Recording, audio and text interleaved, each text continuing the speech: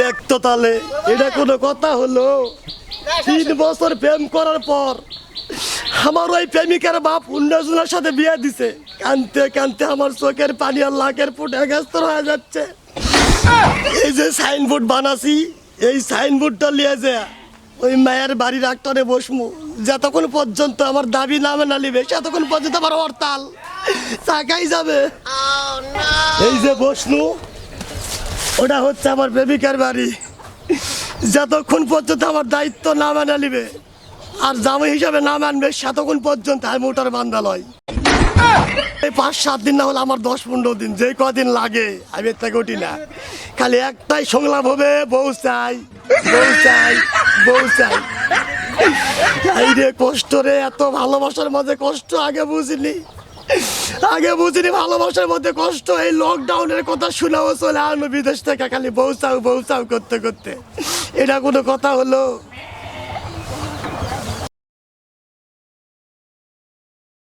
কিরে ভাই, কি সমস্যা?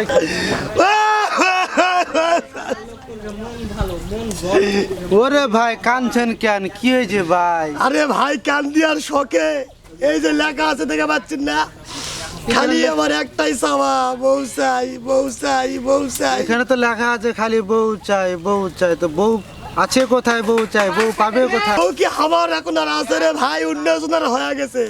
অন্যজনের হয়ে গেলে তো কষ্ট খেয়ে কোনো লাভ হবে না ভাই।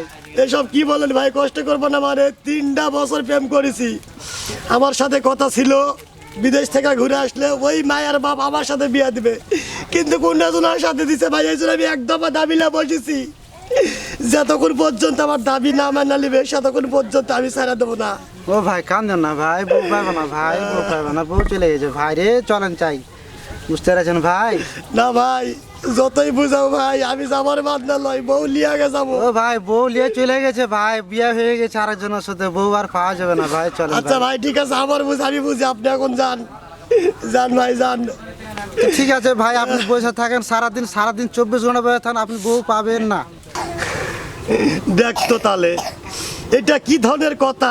বউ পরে লিয়া গেছে বলে মুই বলার পাবো না, এটা কোনো কথা হলো?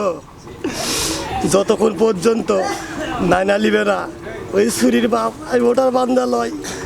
আরে ভাই তোমরাই কও তো, খালি সবাই আত্মা বুঝ দিয়া চলে যায়, কেউ না কয় না তোর বউ বা তোর কাছে ফিরে আসবে। ভাই তুই কান্দিস না, যখন মা মরা গেল পাড়ার চাষিরা গেলো বাবারে কান্দিস না, আমরাই তোর মাও।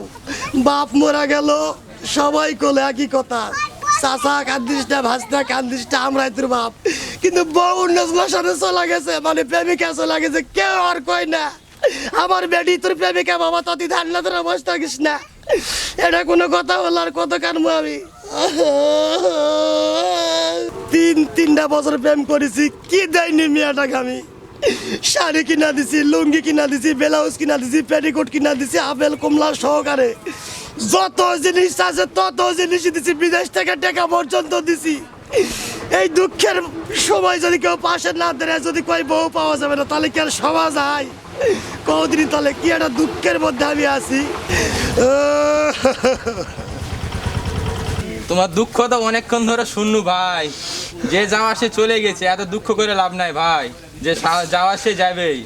চলেন তোমার অন্য জায়গায় দেখে বিয়ে দিয়ে দিব, চলেন।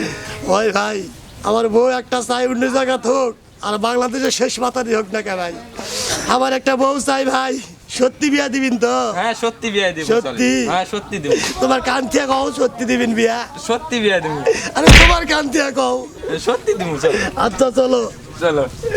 এই যে দর্শক মন্ডলী শোনেন, বউ চাই, এবার বউ পাবো মনে হয়, এবার মনে হয় কাম হলো, আমারও বিয়া হবে, তোমরাও দাওয়াত খাবে। সেই সাথে একটা কথা না বললেই নয়, আমাকে চ্যানেল সাবস্ক্রাইব করো। আমরা নওগাঁর চল তোমাদেরকে বিনোদন দেওয়ার জন্য সবসময় পাশে আছি। আসসালামু আলাইকুম, ভালো থাকেন সবাই।